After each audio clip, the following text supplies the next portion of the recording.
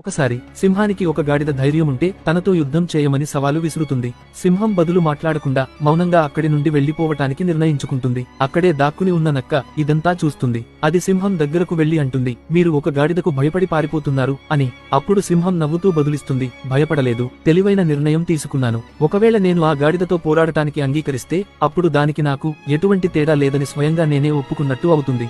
ఆ పోరాటంలో నేనే గెలుస్తాను, అందులో ఎటువంటి సందేహం లేదు. కానీ ఈ పోరాటంలో గెలుపు లభిస్తుంది, కానీ ఎటువంటి మర్యాద లభించదు. అందరూ సింహం ఒక గాడిదపై గెలిచిందని నవ్వుకుంటారు. ఒకవేళ అదృష్టం బావుండి అది గెలిచిందే అనుకో, అప్పుడు ఇప్పటివరకు నేను సంపాదించిన మర్యాదంతా మట్టిలో కలిసిపోతుంది. అందుకే దానితో పోరాడటం ఏమాత్రం నాకు తెలివైన నిర్ణయంగా అనిపించలేదు. ఆ సింహానికి మాదిరిగానే మన జీవితంలో ఎన్నో సందర్భాలు మనకు ఇలాంటివి ఎదురవుతాయి.